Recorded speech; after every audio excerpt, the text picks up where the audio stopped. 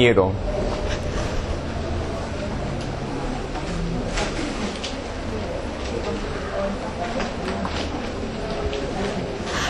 No tenemos miedo a la oscuridad, no tenemos miedo a las alturas, no tenemos miedo a la cucaracha, al espejo, no tenemos miedo a nada. Aparentemente creemos de que tenemos miedo, pero no. No tenemos miedo a lo conocido, tampoco tenemos miedo a lo desconocido. Nuestro miedo está en relación con el desprendernos de lo conocido, allá no estar con lo conocido.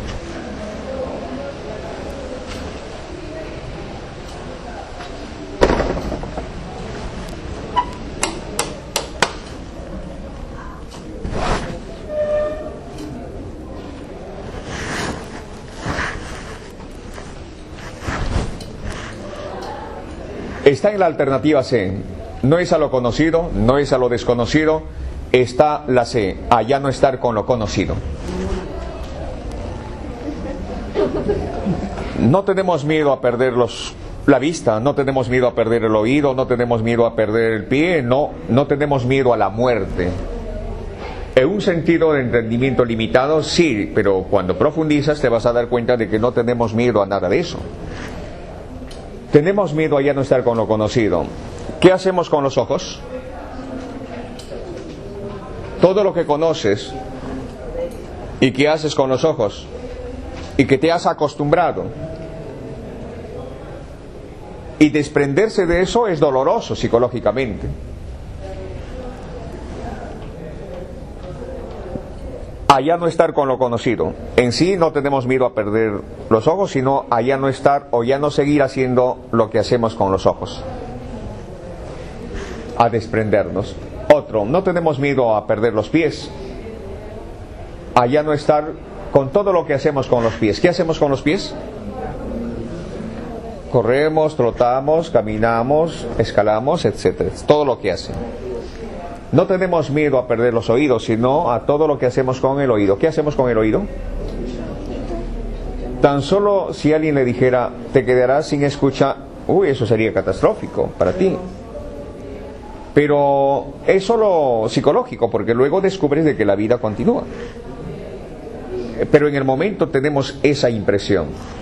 No tenemos miedo a perder los pies, sino usted que se ha dedicado demasiado tiempo y quiere especializarse en ese deporte, entonces pensar no tener los pies, eso sería catastrófico. Primero muerto, me suicido en vez de... Entonces no tenemos miedo a la muerte, sino tenemos miedo a ya no seguir disfrutando de lo que disfrutamos en vida, a todo lo que empieza con mis gustos, todo lo que empieza con mí. No tenemos miedo a los terremotos o temblores, sino, ¿qué estás protegiendo al proteger? Vamos, ¿qué estás protegiendo? No. Todo lo que haces en vida, ¿qué hacemos en vida? Tus gustos, inconscientemente te camuflas, te proteges. Otro, ya procesando esta parte, procesamiento, fase 2. Cuando hay un terremoto o temblor, terremoto, todo el mundo llama, ¿sí? Quiere saber cómo está su hijo, cómo están sus familiares, etcétera, etcétera. Esa es una reacción. En realidad no tiene miedo a los terremotos, sino ¿a qué tiene miedo? A mi familiar está bien. No le interesa la familia. No le interesa. Aparentemente podemos pensar de que nos interesa, por eso llamamos. No, nos interesa.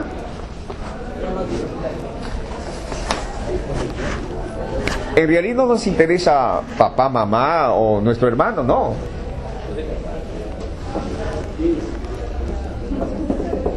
¿Qué? Claro, al llamar, no. Claro, porque en vida, ¿qué te daba mamá? Te daba los gustos, los abracitos, tal vez, digo, ¿no? Todo eso. Ya entonces lo que proteges es los intereses. En realidad, hemos mencionado de que en un mundo de expectativas no hay algo incondicional. Entonces, lo que nos interesa es proteger nuestros propios intereses. Entonces así hay un llorar egoísta. ¿Qué? Ese es un llorar egoísta. ¿Por qué? En realidad tú no lloras porque, bueno, un ser humano ya no está o ya no está en vida. Porque si no llorarías, pues, si tu vecino fallece, pero no lo haces. Entonces, pero si lloras por alguien que está cerca, ¿por qué? Porque en vida, ¿qué cosa te dio? Sí, lo usabas para tu propio beneficio. Entonces lloramos porque ya no vamos a recibir lo que recibíamos. El ser humano es egoísta por naturaleza. Jamás hay que condenar lo que hay en nosotros. Hay que entender cómo funciona nuestra mente. El médico puede explicarles acerca del funcionamiento físico de la mente, mas no acerca del funcionamiento psicológico de la mente. Ahí es donde no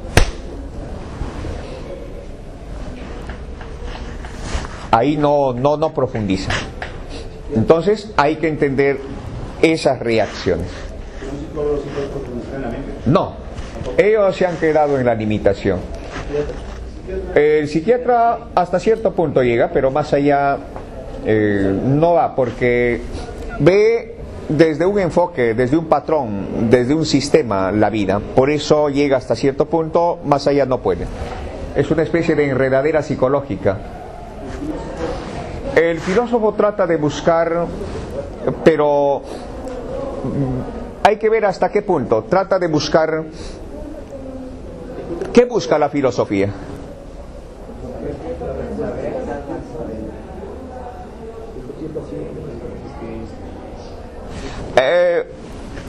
Es más allá, porque esto se trata de entender. Entonces, el entendimiento trasciende la razón y la lógica. Con la razón o la lógica tratamos de justificar lo que nos ocurre. Nuestros dolores, nuestros sufrimientos, nuestros miedos lo tratamos de justificar. O decimos, ya no tengo miedo, soy valiente.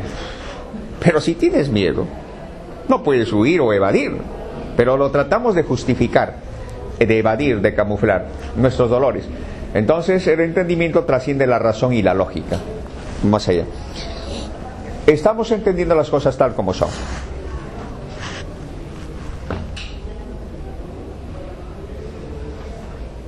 El autoanálisis. Nos dicen que nos autoanalicemos, ¿no? ¿Con qué finalidad?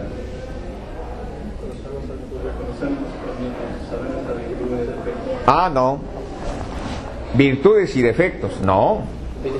Eso ya no es entendimiento. Porque saber nuestras virtudes y nuestros defectos, estás usando la razón o la lógica para justificar. De ahí viene la lucha o las guerras internas. No te estás viendo tal como es, sino tal como tú crees o tal como te han dicho que te veas. Así te estás viendo. Por eso dices nuestras virtudes y nuestros defectos.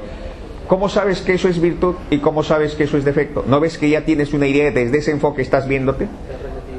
Claro, con alternativa te estás viendo. El entendimiento es sin opción, es ver las cosas tal como son. Es comprender el movimiento mismo.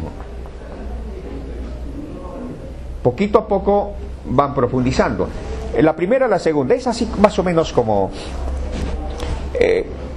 20 ejercicios, no puedo, 20 más, no puedo, hazlo. Hasta trastocamos los músculos. No, así no funciona. ¿Cuánto hiciste hoy? 5, ya. Mañana continuamos, ya. ¿Cuánto hiciste? Bueno, llegué a 10. Wow, interesante. Mañana continuamos. ¿Cuánto hiciste? 15. Interesante. ¿Qué está creciendo? De manera natural. Se va robusteciendo. ¿Cuánto hiciste? 50. Ya pasado continuamos. Bien, ¿cuánto hiciste? Y así. Se va robusteciendo. De poquito a poco. Entonces, el entendimiento es lo mismo. O sea, de poquito a poco. Sin premio, sin castigo, de poquito a poco ahí vas ampliando. Nada te apresura, estás en la espontaneidad. Los niños también, solito empiezan a soltarse. No hay premio, no hay castigo. Ya, bien, sigamos entonces, ya mañana lo harás, ya. O sea que, y empieza a soltar todo. Algo así, de manera natural, crece el entendimiento. Entonces no tenemos miedo a lo conocido ni a lo desconocido. Mañana serás despedido. ¡No! ¿A qué tengo miedo? Claro, mientras estoy manteniendo el trabajo, ¿de qué disfruto? A desprenderme de lo conocido. ¿Ves? Lo importante es saber esto. En una entrevista de trabajo, ¿a qué tengo miedo? Antes de la entrevista, ¿qué sucede conmigo? Saco préstamo, hago promesas, voy con toda una carga psicológica de recomendaciones, ¿sí? Entonces, trato de caerle bien, pero ahí empiezo a trastocar la espontaneidad, la naturalidad. Entonces tengo miedo a no cumplir lo que he prometido, lo conocido, etcétera, etcétera, a desprenderme de todo eso. Entonces protejo eso. Hay miedo. En una relación, ¿a qué tengo miedo? Me voy. No, no te vayas, no, no. ¿A qué tengo miedo?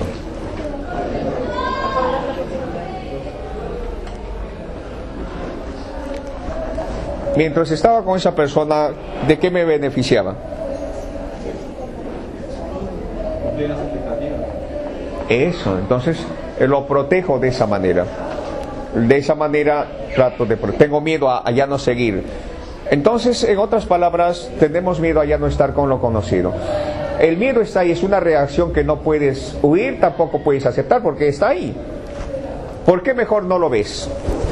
Cara a cara. Es como si miraras a la otra persona con esa reacción que eres tú mismo.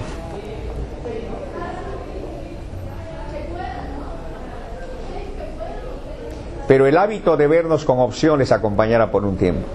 O sea, nos vemos con opción de aceptar o condenar. Démosle paz a este joven. Quiero olvidarte, pero no puedo. Quiero sacarte, pero no puedo. Quiero eliminar mi miedo, pero no puedo. ¿Qué hacer? Ya, vamos a darle su paz, ¿sí? Alternativa. Decirle que luche con su recuerdo, con su pensamiento. O contra ese pensamiento. Alternativa B. Decirle que acepte. Alternativa C. Que no acepte ni condene. ¿Dónde está la paz? Quiero olvidarte, pero no puedo. Es lucha interna. Hay que darle su paz. Alternativa A. Decirle que vaya contra ese recuerdo, que lo elimine. B. Decirle que acepte. C. Que no acepte ni condene. ¿Dónde está la paz? La C. La A, la alternativa es como el río viene con mucha fuerza y tú vas contra el río. ¿Ve? Llega un momento en que te cansas y te desmayas. Algo así, quiero olvidarte pero no puedo, quiero olvidarte pero no puedo, ¿qué hacer? Quiero olvidar. Y entonces el desmayo. Algo así más o menos. La alternativa B también es la posición de aceptar. Es como si tuvieras el poder, ¿no? Sobre ello. O sea, voy a aceptar. Ahí también hay una carga, la posición de aceptar. Pero la C, la alternativa A y B hay por montón. Pero la C es no hay. La C es cuando solo entiendes. Y entender es ni aceptas ni condenas. Entonces vas captando las cosas tal como son. Por eso hay ese estado de paz. Entonces le hemos dado un poco su paz a este joven que dice quiero olvidarte pero no puedo. Y así profundicen sus reacciones, a la cual llama miedo, ¿no?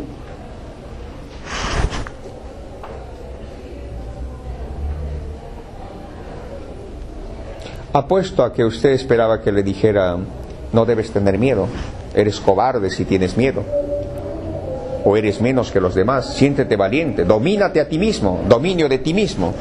No, dominarse a nosotros mismos es bloquear, es anular nuestros sentidos. Dominio de uno mismo es lucha, es tensión, es inmadurez. ¿Qué cosa vas a poder dominar? Me domino a mí mismo, pero dominarse a ti mismo,